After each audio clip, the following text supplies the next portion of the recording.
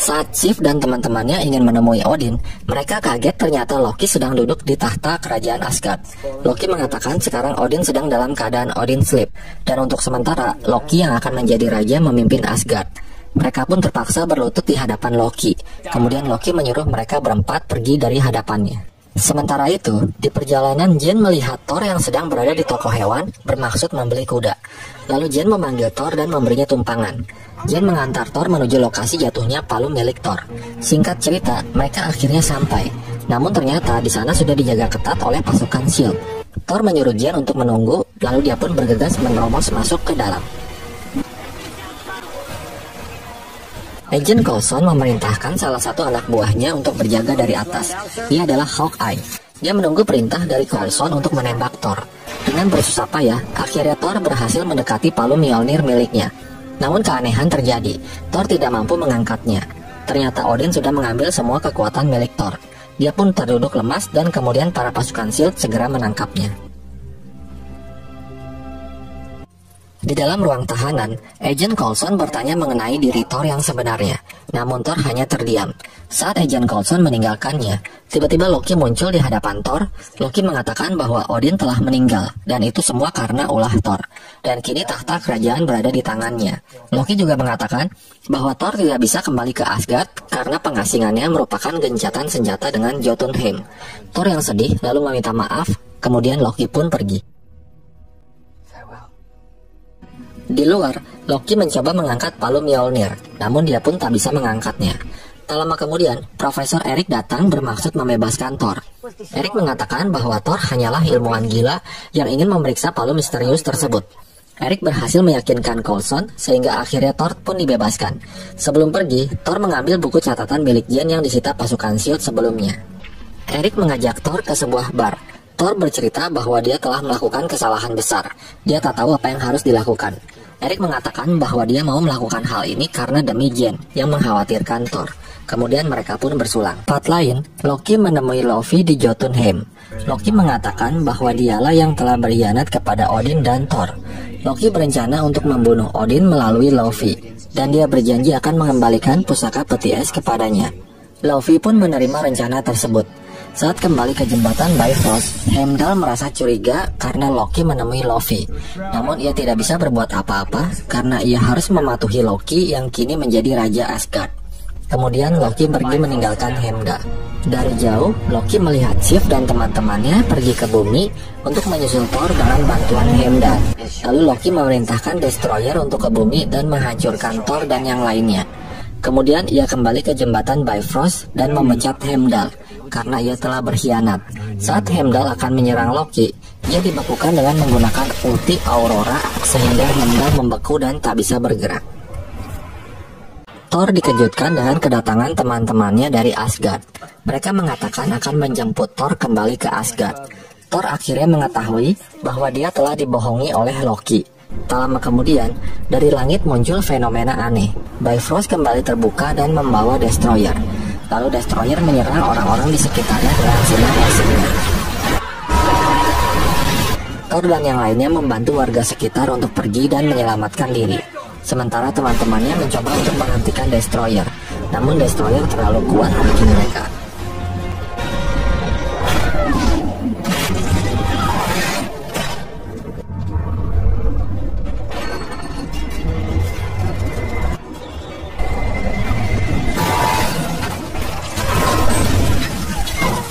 Melihat teman-temannya tak berdaya menghadapi Destroyer, lalu Thor yang sudah tak memiliki kekuatan dewa lagi, berjalan mendekati Destroyer.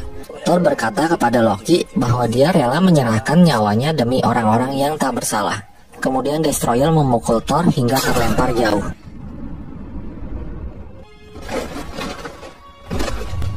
Jane segera berlari menghampiri Thor yang terluka parah. Thor pun akhirnya tak sadarkan diri. Setelah itu Destroyer bergerak pergi meninggalkan tempat itu. Jane dan yang lainnya bersedih melihat keadaan Thor. Begitu pula Odin yang sedang tertidur, ia pun meneteskan air mata. Lalu tiba-tiba palu Mjolnir bergerak dan terbang melesat ke langit menuju tempat Thor terbaring.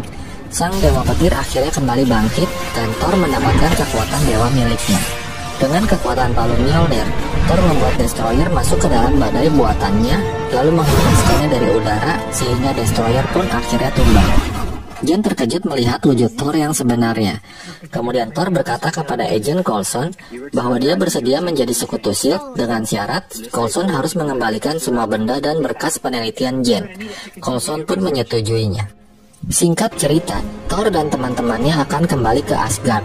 Thor mencoba memanggil Heimdall untuk membuka Bifrost, namun tidak ada respon. Sementara di Asgard, Loki berhasil membawa masuk Laufey dan anak buahnya melalui Bifrost. Heimdall yang mendengar panggilan Thor, lalu ia dengan usaha keras akhirnya bisa terbebas dari es yang membekukannya. Kemudian Heimdall langsung menghajar Frost Giants yang berjaga. Lalu ia segera membukakan Bifrost untuk Thor yang akan pulang ke Asgard. Setelah Bifrost terbuka, Thor berpamitan dengan Jane dan ia berjanji akan kembali padanya. Lalu Thor dan teman-temannya segera masuk ke dalam Bifrost menuju Asgard. Setelah mereka tiba di Asgard, Thor segera terbang menuju tempat Loki berada. Sementara itu, Laufey akhirnya berhasil masuk ke dalam kamar Odin. Dan pada saat ia akan membunuh Odin, tiba-tiba Loki datang dan menembak Laufey dengan tombaknya.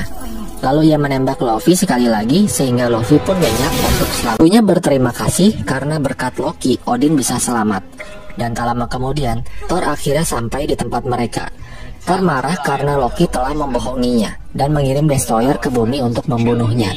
Lalu Loki menembak Thor dan membuatnya terhempas keluar dari istana. Loki kemudian bergegas naik kuda menuju ruangan Bifrost. Ia berniat menghancurkan planet Jotunheim.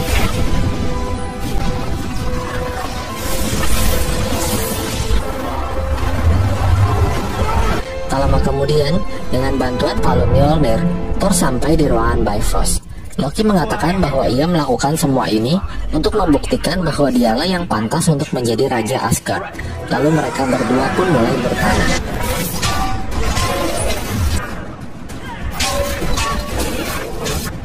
Thor berhasil membuat Loki terlempar dan hampir jatuh dari jembatan Bifrost. Saat Thor akan menolong Loki, ternyata itu adalah tipuan. Loki mengubah dirinya menjadi banyak. Dengan kekuatan petir, Thor menghancurkan semua tiruan Loki dan membuat Loki terjatuh. Lalu Thor meletakkan palu Mjolnir di dada Loki, sehingga Loki tidak bisa bergerak. Kemudian Thor berusaha menghancurkan jembatan penyuplai energi Bifrost dengan mengambil kembali palu Mjolnir.